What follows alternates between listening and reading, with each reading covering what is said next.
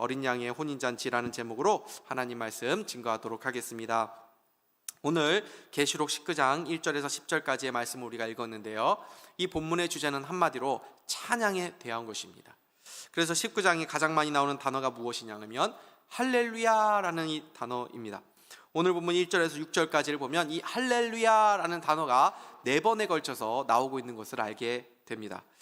사실 교회에서 할렐루야 이거 다들 많이들 들어보셨을 것 같습니다. 많이들 사용하는 그런 단어 중에 하나 아닙니까?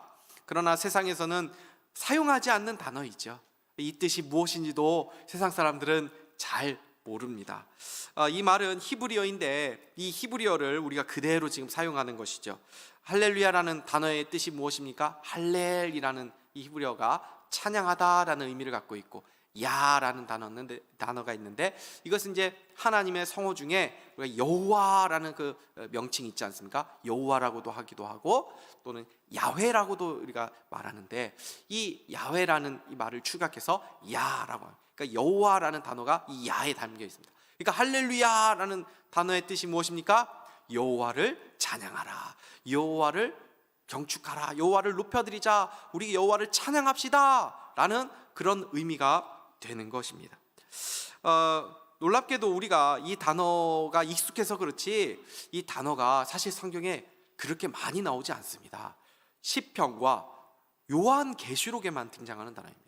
이 시편 중에서도 이 시편에서 약 23회 정도 이 단어가 나오고, 요한계시록에서도 오늘 읽은 이 19장에서만 이 할렐루야라는 단어가 등장하고 있습니다. 그러니까 요한계시록만 보면 오늘 읽은 이 19장에서만 이제 이 할렐루야가 나오는 것이죠. 그만큼 요한계시록 19장이 하나님을 찬양하는 것이 가장 중요한 주제라는 것을 알게 됩니다. 우리는 별 감흥 없이 할렐루야라고 이렇게 말할 때도 종종 있지만, 사실 오늘 본문을 보면 하늘에서 허다한 무리들이 할렐루야라고 이렇게 탄성하는 것은 사실 굉장히 오늘 19장에서의 가장 중요하고 또 핵심적이고 가장 장엄하고 가장 클라이막스와 같은 그런 장면이라고 말할 수가 있습니다. 왜냐하면 이들의 할렐루야는 그냥 건성으로 외치는 할렐루야가 아니라 그 할렐루야라고 외치는 그 때가 분명하게 우리에게 보여주고 있기 때문입니다. 이 때가 언제입니까? 온 세상을 좌우하는, 그리고 세상의 모든 사람들을 사로잡고 있던 이 정치, 권력, 이 경제의 모든 시스템들을 다 장악하고 있는 이 큰 성 바벨론이 하나님의 심판을 받아서 멸망한 때에 이들이 외친 하나의 감탄이기 때문에 그렇습니다. 맷돌이 바다에 던져져서 흔적도 없이 사라진 것처럼 그 큰 성 바벨론이 사라진 것을 우리는 지난주에 살펴보았습니다. 그때 하늘에서 이 하나님의 심판에 대해서 할렐루야라고 외치면서 찬양하고 있는 것이 오늘 본문의 내용인 것입니다. 우리 1절과 2절 다시 한번 읽어보도록 하겠습니다. 시작. 2일 후에 내가 들으니 하늘에 허다한 무리의 큰 음성 같은 것이 있어 이르되 할렐루야, 구원과 영광과 능력이 우리 하나님께 있도다. 그의 심판은 참되고 의로운지라. 음행으로 땅을 더럽게 한 큰 음녀를 심판하사 자기 종들의 피를 그 음녀의 손에 갚으셨도다 하고, 2일 후에라고 1절에서 시작을 하고 있는데 2일 후에가 언제입니까? 큰 성 바벨론이 맷돌이 바다에 빠진 것처럼 완전히 영원한 심판을 받은 그 이후에라는 이 말입니다. 우리는 이 성경을 읽으면서 이 감격이 잘 느껴지지 않을 수도 있습니다.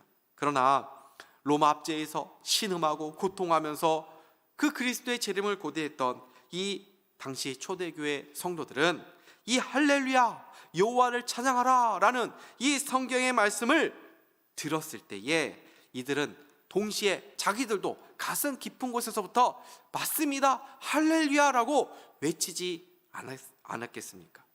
바벨론에 대한 하나님의 심판은 곧 이스라엘 민족들과 또 모든 하나님의 백성들에 대한 구원을 의미하기 때문에 그렇습니다. 그래서 그 하나님의 심판을 뭐라고 말합니까? 2절 말씀 제가 읽겠습니다. 그의 심판은 참되고 의로운지라. 음행으로 땅을 더럽게 한 큰 음녀를 심판하사 자기 종들의 피를 그 음녀의 손에서 갚으셨도다 하고, 그러니까 하나님의 심판을 참되고 의로운 심판이라고 찬양을 하고 있습니다.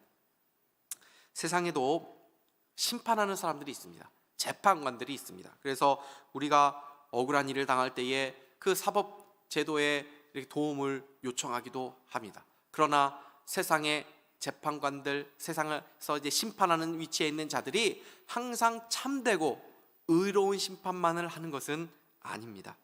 모든 억울함들을 세상에서는 풀어주지 못하는 것입니다. 오히려 불의한 이 세상이기 때문에 정의로운 심판이 이루어지지 않아서 더 억울해하고 더 애통한 사람들이 늘 있는 이 불의한 세상을 우리는 경험하게 되는 것입니다.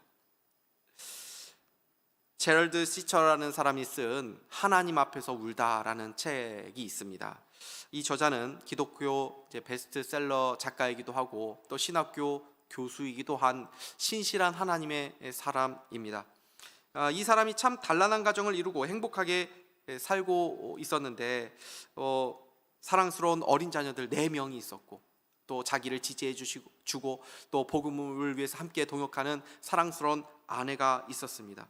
이 가족들과 함께 저녁마다 또 주말마다 이렇게 행복한 시간을 보내는 것이 이 사람의 아주 즐거움이었습니다. 아내와 차를 마시며 일상의 삶을 나누고 또 기도 제목도 나누고 또 삶의 청사진도 그려가면서 그런 소소한 일상을 그가 참 보내고 있던 어느 날 인디언 사람들의 초대를 받아서 인디언 축제를 한번 가보게 되었는데 그 인디언들도 이렇게 그리스도인들이었고 그래서 신앙의 교제도 또 나눌 수 있는 시간이 또 되었기 때문에 온 가족과 함께 주말에 이제 인디언 축제에 가가지고 그렇게 즐거운 시간 신앙의 교제도 나누고 이렇게 한 시간을 보내고 저녁 늦은 무렵에 이제 차를 타고 이렇게 돌아오는 길이었습니다. 음주운전을 한 그 차가 중앙선을 갑자기 침범해서 한순간에 사랑하는 아내와 2 딸을 그 자리에서 떠나보내게 된 것입니다. 엄청난 상실감에 의해서 너무나도 고통스러운 나날을 그가 보내면서 이 상실과 이 고통의 문제를 하나님 앞에서 어떻게 해결해야 될지를 진솔하게 자신의 모든 과정들을 담아서 쓴 그 책이 바로 이 책입니다.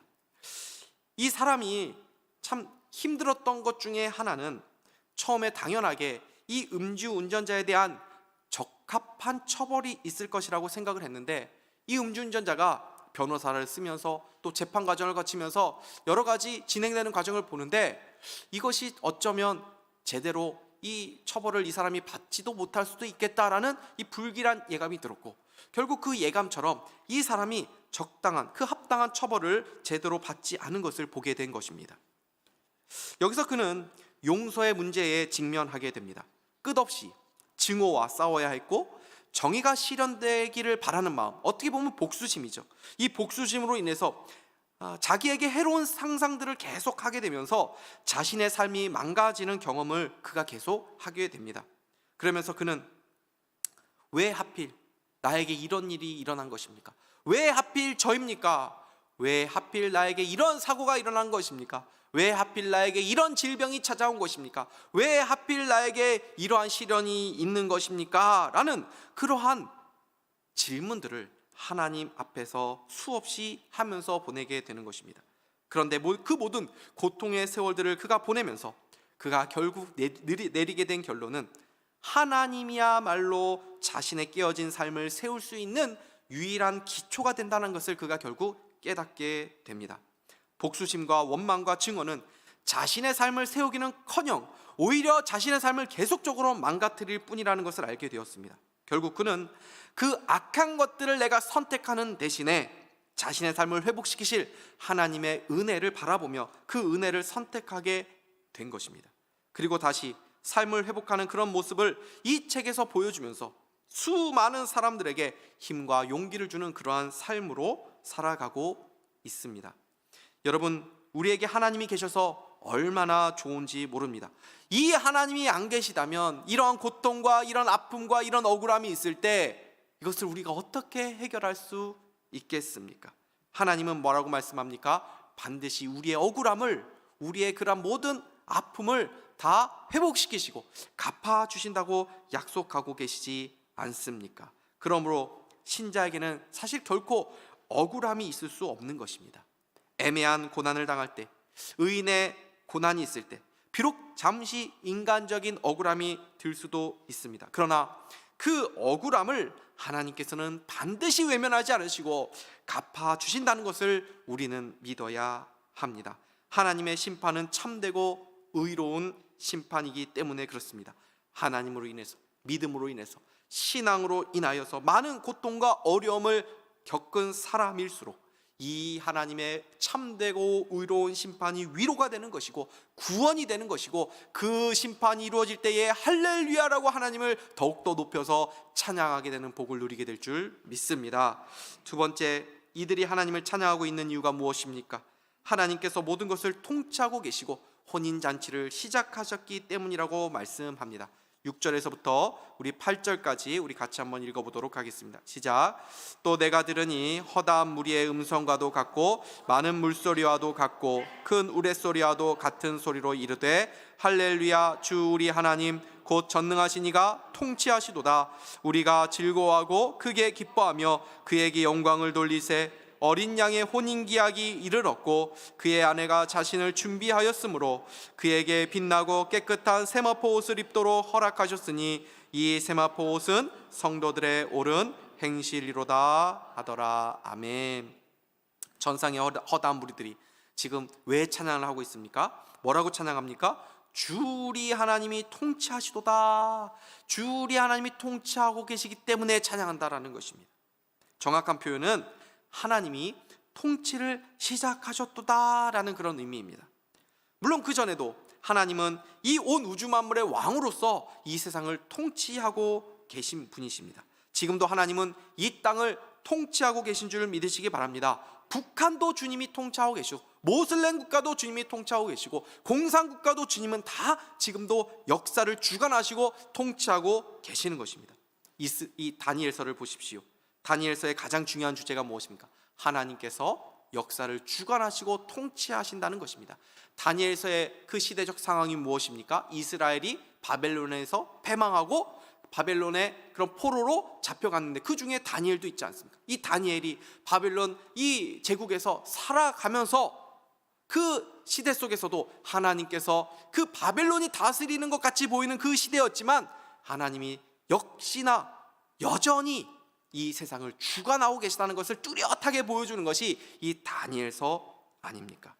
그럼에도 이 세상이 불의가 가득하고 또 사단이 여전히 왕성하게 활동하고 있기 때문에 잠시 하나님은 이 세상의 불의한 자들에 의해서 이 세상이 돌아가는 것처럼 그렇게 보여주는 시대를 우리에게 살도록 놔두신 것입니다. 그래서 이 땅에서 의인이 불의한 자들에 의해서 억울함을 당하고 애통함을 당하고 눈물을 흘리기도 하고, 불의한 자들이 불의한 방식대로 살아가는데 이 세상은 더 형통하고 불의한 자들이 더 잘되고 불의한 자들이 성공하는 것을 보는 그러한 시대 가운데 우리가 살아가는 것입니다. 죄가 가득한 이 세상입니다. 그래서 지금도 우리는 서로 피를 흘리게 하고 정말 전쟁이 있고 사람을 죽이고 또는 싸우고 갈등하고 사랑하는 가족 안에서도 그 어려움들을 겪기도 하고 또 자기의 유익만을 구하면서 아비규환과 같은 세상, 이 지옥과 같은 세상을 우리는 경험하며 이 땅에서 살아가고 있는 것 아닙니까? 그런데 이제 그 바벨론이 무너지고 하나님의 통치가 완전히 만천하에 나타나기 시작했다라는 것을 지금 보여주는 것입니다. 완전한 하나님 나라가 이제 세워지게 된 것입니다. 불의는 사라지고 더 이상 죄로 인해서 고통하지 않아도 되고, 더 이상 서로 싸우지 않아도 되고, 더 이상 억울해하지 않아도 되고, 애통해하지 않아도 되고, 완전한 의의 나라, 슬픔과 괴로움, 탄식이 없는 완전한 하나님의 나라가 세워지게 되는 것을 오늘 성경이 보여주는 것입니다. 여러분은 이 하나님의 통치가 완전하게 서게 될 그날을 고대하며 살아가고 계십니까? 일제시대 우리는 나라를 빼앗겼습니다. 그때 우리의 간절한 소망이 무엇이었습니까? 독립군들이 무엇을 위해 자신의 가족도 내팽개치고 자신의 자녀들도 다 내팽개치고 싸운 것입니까? 바로 나라를 되찾기 위해, 광복을 위해서 그들은 목숨을 걸고 모든 것을 다 쏟아부으면서 싸운 것입니다. 그들의 간절한 삶의 유일한 소망이 있었다면 무엇이었겠습니까? 간절한 바람이 무엇이었겠습니까? 간절히 고대하고 소망하는 것이 무엇이었습니까? 나라의 독립, 나라가 다시 서는 것, 그것 아니었습니까? 그러다가 일본이 항복했다, 일본이 드디어 패망했다, 드디어 나라를 되찾았다라는 그 소식을 그들이 들었을 때 이들은 얼마나 행복해하고 기뻐했겠습니까? 암살이라는 영화를 제가 본 적이 있습니다. 이정재 또 전지현이 주연으로 나오는 그런 영화인데, 그때 이 이정재가 이 독립군으로 있다가 배신을 하고 일본 밀정이 됩니다. 그래서 독립군들의 암살 계획이 있었는데 그것이 이제 실패로 돌아가고 수많은 독립군 동지들이 죽임을 당하게 됩니다. 그리고 이제 나라가 이제 독립을 하게 됩니다. 이정재가 일본의 밀정이었다는 이유로 재판을 받게 되었는데, 이정재가 오히려 나는 독립을 위해서 싸운 독립군이다라는 것을 막 총에 맞은 흔적들도 막 보여주면서 막 그렇게 막 항변을 합니다. 그리고 결국 이정재가 무죄로 풀려나게 됩니다. 그때 이정재로 인해서 자신의 동지들이 다 죽었고 막 어려움에 처했던 이 독립군 옛 동지들이 이정재를 찾아가서 이정재를 죽이면서 이 영화가 끝이 나는 것입니다. 그런데 이정재를 죽이기 전에 묻습니다. 참 인상적인데 뭐라고 묻냐면은 너 왜 우리를 배신했니? 너 그때 왜 그랬니? 이 질문을 하거든요. 뭔가를 대답을 듣고 싶었던 겁니다. 근데 이정재가 뭐라고 이야기를 했는지 그 말하는 것이 인상이 아직도 남았는데, 이정재가 뭐라고 말을 했냐면은 나는 몰랐다. 나는 이 나라가 이렇게 독립할 줄 몰랐다. 나는 일본이 패망할 줄 몰랐다. 영원할 것 같았다. 이렇게 대답을 했던 것입니다. 세상 사람들은 이 세상이 멸망하리라고는 생각하며 살지 않습니다. 그래서 이 불의한 세상에 적응하면서 그냥 살아갑니다. 불의를 보면서도 그들은 탄식하지 않고 불의한 방식대로 여기서 어떻게 하면 내가 성공할 수 있을까만을 생각하면서 살아가면서 하나님의 나라는 그들은 소망하며 살아가지 않습니다. 그러나 신자는 어떤 사람들인가? 죄와 싸우면서 불의한 이 세상을 보면서 끊임없이 탄식합니다. 그러면서 이 땅에 의의 나라, 하나님의 나라가 세워지기를 늘 고대하고 소망하면서 살아가는 것입니다. 우리는 이 사단이 통치하는 불의한 세상을 보면서 새하늘과 새 땅, 하나님의 나라가 이 나라에 임하기를, 이 세상에 임하기를 간절히 고대하면서 살아가야 하는 것입니다. 죄악된 세상에서 그 죄의 낙을 즐기지 않고 죄와 싸우면서 거룩과 경건한 삶을 살아가는 신자들이 이 하나님의 나라를 고대하면서 살아가게 되는 줄 믿습니다. 동시에 이들이 하나님을 찬양하는 이유는 이 하나님의 통치가 기쁨의 잔치로 변화되기 때문에 그렇습니다. 바로 혼인잔치입니다. 7절 말씀 우리 같이 다시 한번 읽어보도록 하겠습니다. 시작. 우리가 즐거워하고 크게 기뻐하며 그에게 영광을 돌리세 어린 양의 혼인기약이 이르렀고 그의 아내가 자신을 준비하였으므로. 여기서 어린 양의 혼인기약이 이르렀고 라고 되어 있는 정확한 표현은 혼인기약이 아니라 혼인잔치라는 말입니다. 이 땅의 신자들은 그리스도와 이미 결혼한 사람들입니다. 우리는 그리스도의 신부들입니다. 그런데 그 날이 되면 이 혼인잔치가 열린다는 것입니다. 그러면 이미 성도가 예수님과 혼인관계에 있는데 왜 마지막 날 이 혼인잔치가 또 열리게 되는 것입니까? 이것을 이해하기 위해서는 우리가 이스라엘의 풍습을 이해할 필요가 있습니다. 지금은 많이 사라졌지만 우리도 예전만 하더라도 이 약혼식을 하고 난 다음에 결혼식을 하는 사람들이 종종 있었습니다. 이스라엘 결혼 풍습도 마찬가지인데 이스라엘은 약혼식을 거의 했습니다. 약혼식을 한 다음에 약 1년 뒤쯤에 이제 결혼식을 이제 해오는 그런 풍습이 있었던 것입니다. 이 약혼식을 한다고 해서 우리나라에서는 그것이 그렇게 크게 법적으로 어떤 부부와 같은 그러한 의미가 없을 수 있을지 모르겠지만 이스라엘에서는 약혼을 하게 되면은 이미 정식적인 법적인 부부로 인정이 되게 됩니다. 그래서 비록 약혼식을 했어도 신랑이나 신부는 모두 남편과 또 아내로서의 정절을 지켜야 되고 서로에 대한 신실한 의무를 이행해야만 했습니다. 요셉과 마리아가 바로 이 약혼 관계에 있을 때에 예수님을 잉태하지 않았습니까? 이 마리아가.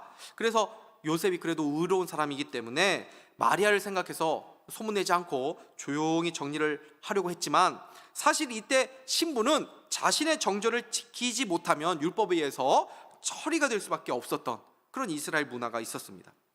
신랑은 약 1년 정도 되는 이 기간에 이 결혼을 완전한 그 결혼식을 앞둔 그 약혼식 그 1년 기간 동안에 그 무엇을 하느냐? 이제 신부를 맞이할 준비를 해야 된다. 그래서 완전한 어떤 지참금을 낼 그 돈을 마련하고 또 혼인 잔치를 치를 비용을 이제 모아야 하는 그런 신랑의 모습입니다. 그래서 이렇게 결혼 지참금을 다 준비하고 또 혼식을 다 치를 만한 것들도 다 준비를 하게 되면 이제 신랑이 신부 집을 찾아갑니다. 신부는 이제 곱게 단장을 하고 자신을 맞으러 올 신랑을 또 맞을 준비를 하는 것입니다. 그리고 신랑이 이제 신부를 데리고 자기 아버지 집에 데려가서 약 일주일 정도 그렇게 혼인 잔치를 열게 되는 것입니다. 이러한 이스라엘의 결혼 문화가 오늘 성경에 녹아 있는 것입니다.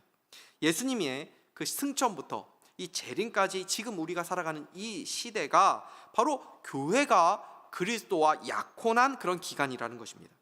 그리스도께서 신부된 우리들을 다시 데려와서 이제 혼인식을 할 그날을 우리는 기다리고 있는 때를 지금 보내고 있는 것입니다. 이때 우리의 신랑 되신 예수님이 우리를 신부로 맞이하기 위해서 약간의 그런 지참금, 그리고 나중에 다 치러야 될 그 지참금을 무엇으로 주는 것입니까? 바로 그리스도의 보혈입니다. 그래서 예수 그리스도께서 십자가에서 물과 피를 다 쏟으시면서 자신의 희생과 사랑으로 우리를 신부로 맞이하신 것입니다. 그분께서 결혼 보증으로 주신 약혼 반지는 그럼 무엇일까요? 성령 하나님입니다. 그래서 성령께서 그리스도와 우리와의 관계에 보증이 되신다라고 성경이 말씀하는 것입니다. 그렇게 성령을 받고 그분과 약혼식을 치른 그런 우리들이라면 이제 우리의 몸과 우리의 영혼과 우리의 마음을 이제는 신랑 되신 그리스도의 것입니다라는 것을 생각하고 우리가 다른 것에 마음을 빼앗기고 다른 것에 마음을 주지 않고 그리스도만을 바라보면서 우리는 살아가야 한다는 것입니다. 우리는 신부로서 우리가 준비해야 될 것이 있다는 것을 우리는 기억해야 합니다. 저는 오늘 본문을 읽으면서 우리가 적용해야 될 부분을 묵상해 보았을 때 가장 눈에 와닿았던 단어가 바로 이 준비라는 단어입니다. 여러분은 그리스도를 맞이할 준비를 지금 이 기간에 하고 계십니까? 우리 7절과 8절 말씀 다시 한번 읽어보도록 하겠습니다. 시작. 우리가 즐거워하고 크게 기뻐하며 그에게 영광을 돌리세 어린 양의 혼인기약이 이르렀고 그의 아내가 자신을 준비하였으므로 그에게 빛나고 깨끗한 세마포 옷을 입도록 허락하셨으니 이 세마포 옷은 성도들의 옳은 행실이로다 하더라. 아멘. 사랑하는 성도 여러분, 우리는 그리스도의 신부들입니다. 우리가 그리스도의 신부라면 우리가 그리스도를 맞을 준비를 하고 살아가야 합니다. 그냥 기다리는 것이 아니라 신부로서 그리스도를 맞이할 준비를 하며 기다려야 합니다. 그것이 무엇입니까? 그에게 빛나고 깨끗한 세마포 옷을 입도록 허락하셨으니 이 세마포 옷은 성도들의 옳은 행실이로다. 참 기가 막힌 표현입니다.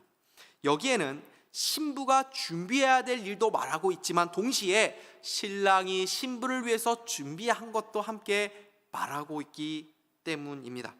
빛나고 깨끗한 세마포 옷을 준비해야 되는데 이 세마포를 뭐라고 설명하고 해석하고 있냐면 성도들의 옳은 행실이라고 성경이 지금 해석을 해 놓았습니다. 그러나 동시에 이 세마포 옷을 입도록 허락하셨다라는 이 표현을 통해서 신랑이 신부에게 마치 이 옷을 보내준 것과 같은 또 느낌을 우리에게 전해주는 것입니다.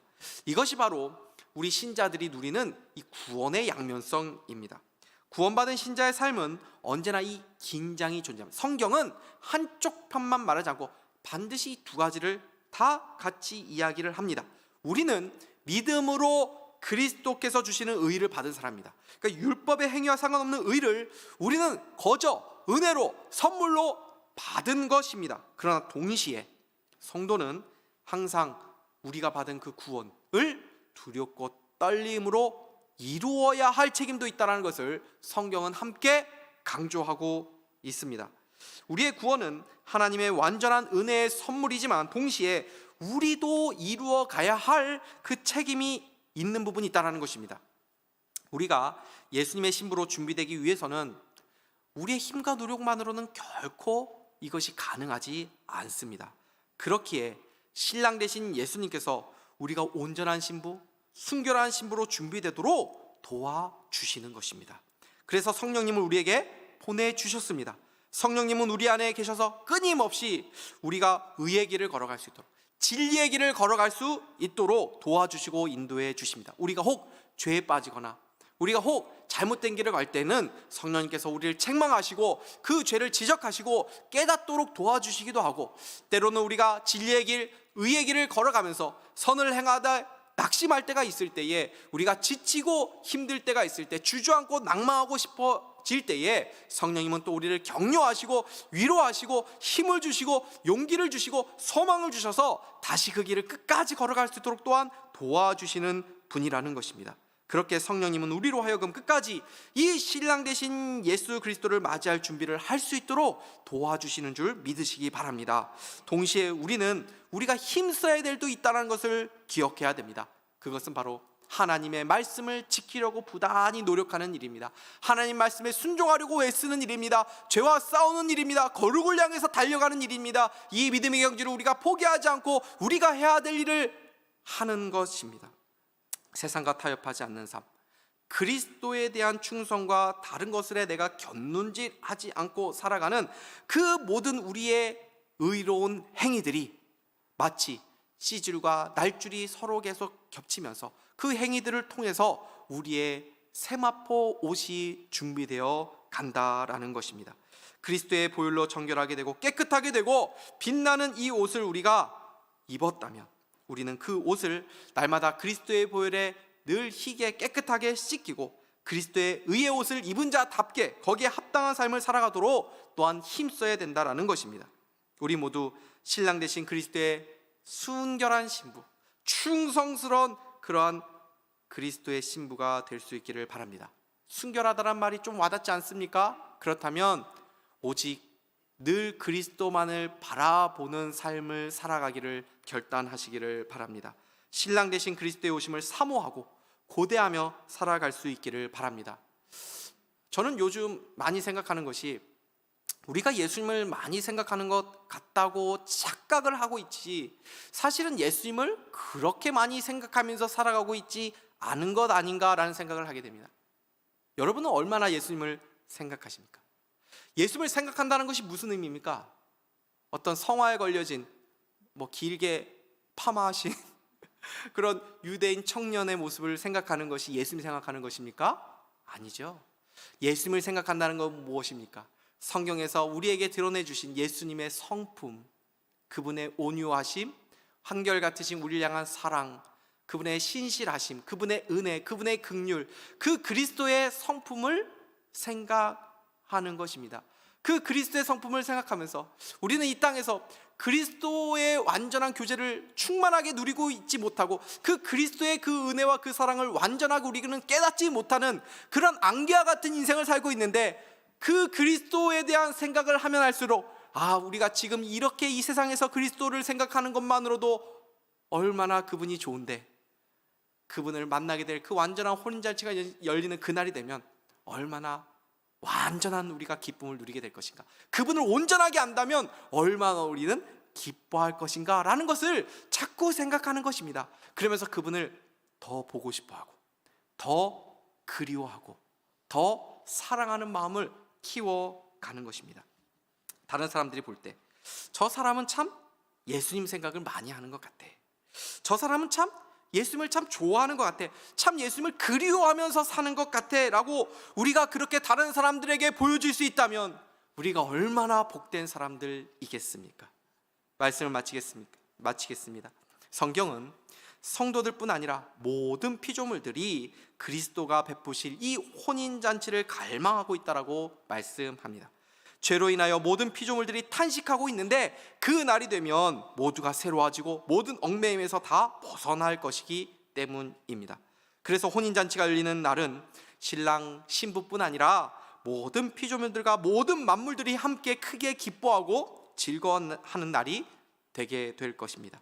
신랑의 신부로서 깨끗하고 빛나는 그 세마포 옷을 입고 잘 준비된 사람들만이 이 혼인잔치의 기쁨과 영광을 누리게 될 것입니다. 남은 인생 하나님의 말씀에 합당하게 변화되어 가면서 잘 단정한 신부처럼 준비해서 이 혼인잔치의 기쁨을 충만하게 누릴 수 있는 저와 여러분 다 될 수 있기를 주님의 이름으로 축복합니다. 기도하겠습니다.